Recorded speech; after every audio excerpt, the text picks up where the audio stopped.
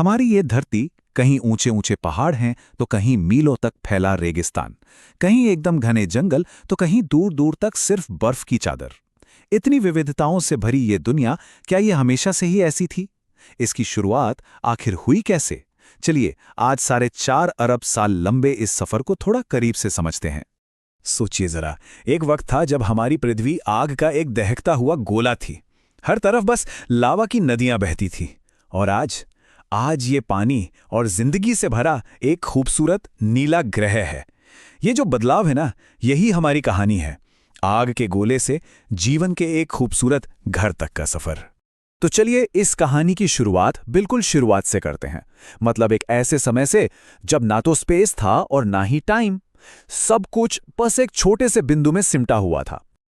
फिर एक जबरदस्त धमाका हुआ, जिसे आज हम बिग बैंग कहते हैं। इसी धमाके से जन्म हुआ एक नई ताकत का, ग्रेविटी। इसी गुरुत्वाकर्षण ने हाइड्रोजन के बादलों को अपनी तरफ खींचा और पहले तारे बनाए। हमारे सूरज की ग्रेविटी ने भी ठीक ऐसा ही किया, धूल और गैस को इकट्ठा किया और हमारी पृथ्वी एक आग के गोले के रूप में पहली बार अस्तित्व में आई। वो जो शुरुआती पृथ्वी थी ना, वो बहुत ही उथल-पुथल वाली जगह थी। अब कल्पना कीजिए, आसमान से लगातार उल्कापिंडों की बारिश हो रही थी और जमीन पर लावा की नदियां बह रही थीं। उस वक्त कोई ये सोच भी नहीं सकता था कि इस आग के गोले पर कभी जिंदगी भी पनपेगी। और इसी उथल-पुथल के बीच एक और बड़ी घटना हुई। मंगल ग्रह के साइज का एक और प्लैनेट हमारी पृथ्वी से टकरा गया। इस टक्कर से जो मलबा निकला, उसी से हमारा चांद बना। और पता है, उस समय चांद आज के मुकाबले आसमान में 200 गुना ज्यादा बड़ा दिखाई देता था। तो ठीक है, एक ग्रह तो बन गया था, लेकिन अगला सवाल और भी बड़ा था। इस जलती हुई चट्टान पर जिंदगी की वो पहली चिंगारी, वो पहला स्पार्क कैसे पैदा हुआ? लेकिन जिंदगी के लिए सबसे जरूरी चीज क्या है? पानी। तो सवाल यह था कि आग और चट्टानों से बनी ये दुनिया पानी की दुनिया में कैसे बदली? देखिए, इस पर ना साइंटिस्ट्स के पास दो मेन थ्योरीज हैं। पहली तो ये कि लाखों सालों तक पृथ्वी पर बर्फीले उल्कापिंडों की बारिश होती रही, जो अपने साथ पानी लेकर आए। और दूसरी थ्योरी ये कहती है कि ज्वालामुखियों से जो गैसें निकली, उन्होंने एटमॉस्फेयर में मिलकर पानी बनाया और फिर करोड़ों साल तक लगातार बारिश होती रही। ठीक है, तो अब पृथ्वी पर बड़े बड़े महासागर तो बन गए थे, लेकिन इन गहरे महासागरों में जिंदगी की शुरुआत आखिर कहाँ और कैसे हुई? इस सवाल का कोई एक पक्का जवाब तो नहीं है, लेकिन जो थ्योरीज हैं वो बड़ी दिलचस्प हैं। एक थ्योरी हमें समुद्र की गहराइयों में ले जाती है, जहां ज्वालामुखी के पास जीवन की पहली चिंगारी भड़की होगी। दूसरी थ्योरी तो और भी कमाल है। वो कहती है कि जीवन शायद मंगल ग्रह पर शुरू हुआ और फिर एक उल्कापिंड के जरिए पृथ्वी तक पहुंचा। और एक और संभावना ये भी है कि हमारे अपने वायुमंडल में कड़कती बिजली ने ही उन केमिकल रिएक्शंस को जन्म दिया जिनसे जीवन के पहले अणु बने। खैर, जीवन किसी तरह शुरू तो हो गया था, लेकिन उस पर पहली बड़ी आफत आई स्नोबॉल अर्थ के रूप में। पूरी की पूरी पृथ्वी करोड़ों सालों के लिए बर्फ की मोटी चादर के नीचे दब गई। पर हैरानी की बात यह है कि उस मोटी बर्फीली परत के नीचे जिंदगी हार नहीं मान रही थी। कोशिकाएं लगातार विकसित हो रही थी। एक तरह से ये आपदा एक वरदान साबित हुई। और जैसे ही वो बर्फ पिघली, तो धरती पर हुआ एक जबरदस्त बायोलॉजिकल धमाका। ये वो दौर था जब धरती पर अब तक के सबसे विशाल जीव यानी डायनासोर राज करने वाले थे।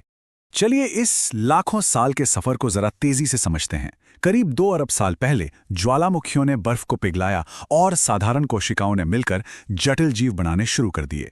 फिर 50 करोड़ साल पहले पौधे जमीन पर आए, जिससे हवा में ऑक्सीजन की मात्रा बहुत बढ़ गई। और फिर करीब 23 करोड़ साल पहले डीएनए में हुए कुछ बदलावों की वजह से पहले डायनासोर का जन्म हुआ। ये एक ऐसा युग था जब डायनासोर ने पूरी दुनिया पर एक छत्र राज कर लिया था। जमीन पर विशाल शाकाहारी और खूंखार मांसाहारी घूमते थे। समुद्रों में भी बड़े बड़े समुद्री सरीसृप राज करते थे और आसमान में उड़ने वाले टेरासोर्स का दबदबा था। जल, थल और नभ, हर जगह सिर्फ उन्हीं का राज था। लेकिन ये बादशाहत हमेशा के लिए नहीं थी। अब कहानी अपने सबसे नाटकीय मोड़ पर आ रही थी। वो दिन जब आसमान से कयामत बरसी। एक उल्कापिंड पृथ्वी की तरफ बढ़ रहा था। क्या कोई अंदाजा लगा सकता है कि उसका आकार कितना बड़ा था? 27 किलोमीटर, मतलब माउंट एवरेस्ट से भी 3 गुना ज्यादा चौड़ा। और उसकी स्पीड सोचकर भी रोंगटे खड़े हो जाएं। 22,000 मील प्रति घंटे की रफ्तार से वो इतना तेज था कि उसने अटलांटिक महासागर को पार करने में सिर्फ 4 मिनट का समय लिया और सीधा मेक्सिको की खाड़ी में जा टकराया। और उस टक्कर के बाद जो हुआ वो तबाही का एक ऐसा सिलसिला था जिसे कोई रोक नहीं सकता था।